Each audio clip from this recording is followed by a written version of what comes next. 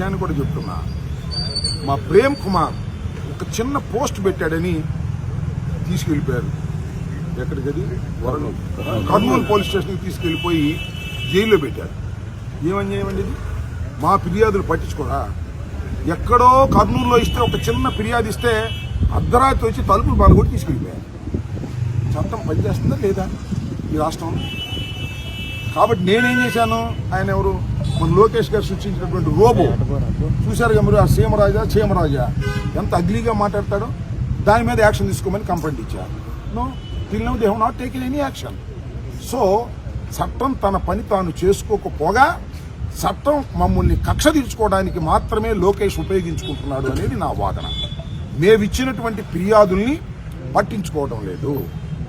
వాళ్ళు ఇచ్చినటువంటి ఫిర్యాదుల్ని పట్టించుకోవటమే కాక మమ్మల్ని, మా కార్యకర్తల్ని రోజుల తరబడి, నెలల తరబడి జైల్లో నిర్బంధించి మమ్మల్ని భయపెట్టాలని ప్రయత్నం చేస్తున్నారు. ఇది నేను ఒక చట్ట ప్రకారంగా లా అబైడింగ్ సిటిజన్ లాగా నేను కంప్లైంట్ ఇచ్చాను. నేనే స్వయంగా వచ్చి ఇచ్చానండి. I'm N ex minister. అంతేకాదు, నేను న్యాయవాదిగా కూడా పనిచేశాను. లా తెలుసు నాకు. నేనే స్వయంగా వచ్చి కంప్లైంట్ ఇస్తే they have not taken care. అందువల్ల మీరు చట్ట ప్రకారం నడుచుకోవాల్సిన బాధ్యత మీకుందని నిరసన తెలియజేయడానికి వచ్చాను. ఇవాళ చెప్తున్నా, నాకు ఆ కన్సర్న్ SHO CI నాకు చెప్పారు, వితిన్ 2 daysలో ఆ కేసులు రిజిస్టర్ చేస్తామని చెప్పారు. రిజిస్టర్ కాకపోతే మళ్ళీ ఇక్కడైనా చేస్తా, SP ఆఫీస్ ముందైనా ధర్నా చేస్తా, నిరసన తెలియజేస్తా. ధర్నా కూడా కాదు, నిరసన. నేను 4 వచ్చాం, ఎక్కువ మంది రాలే. మేము జనాన్ని పోగేసుకుని రాదలుచుకోవాలా.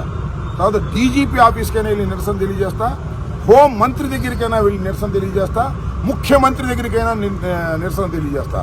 నిరసన తెలియజేసే హక్కు ఈ ప్రజాస్వామ్యంలో అందరికీ ఉంది, నాకు కూడా ఉంది. నేను చట్టబద్ధంగానే వ్యవహరిస్తున్నాననే విషయాన్ని కూడా గుర్తుపెట్టుకోండి. పోలీసులు పక్షపాత ధోరణితో ఏ విధంగా లోకేష్ చెప్తే ఆ విధంగా మా కార్యకర్తలను హెరాస్ చేస్తున్నారు. మేము ఇచ్చినటువంటి కంప్లైంట్స్ మీద పట్టించుకోవటం లేదు.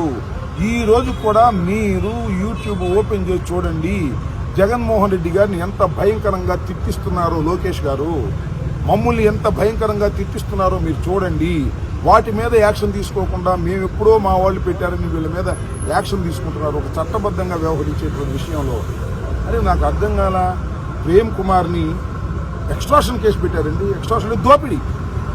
ఒక వీడియో చేసి టోల్ గేట్ కట్టాలి అని అంటున్నారు కొత్తగా వచ్చే రోడ్లకు కూడా అని ఒక వ్యంగ్యంగా పెడితే ఎక్స్ట్రాషన్ పెట్టారు. దోపిడీ, రోడ్డు దారి దోపిడీ కోసం ప్రేమ్ కుమార్ చేశాడని అంత అన్యాయమైన కేసు పెట్టి ఇవాళ మరి జైల్లో పెట్టి హింసించేటటువంటి కార్యక్రమం చేస్తున్నారు. నేను మనవి చేస్తున్నా, చట్ట ప్రకారం పోలీసు వ్యవస్థ కానీ మరొక వ్యవస్థ కానీ వ్యవహరించకపోతే బజారుకొచ్చి నిరసన తెలియజేస్తాం. అవసరమైతే న్యాయస్థానాలకు వెళ్లి న్యాయాన్ని సాధిస్తాం. వదిలిపెట్టే ప్రశ్న లేదు. మా మీద అవమానకరంగా, మానసికంగా వేధిస్తూ పోస్టులు పెట్టిన వారి మీద యాక్షన్ తీసుకునేంత వరకు ఈ పోరాటం ఆగదు అని చాలా స్పష్టంగా చేస్తున్నా. బయట ప్రజాస్వామ్యయుతంగా నిరసన పోరాటం చేస్తాం, న్యాయస్థానాలకు కూడా వెళ్లి న్యాయస్థాన పోరాటం చేస్తాం. తప్పు చేసిన వారు ఎవరైనా పోలీస్ డిపార్ట్మెంట్ లో లోకేష్ కూడా కాపాడలేడు. చట్ట ప్రకారం మీరు వెళ్ళమని వాళ్ళందరికీ విజ్ఞప్తి చేస్తున్నా. ప్రభుత్వాలు మారుతుంటాయి, వస్తుంటాయి, కానీ చట్టం మాత్రం ఒకటే ఉంటుంది. ఇచ్చిన వెంటనే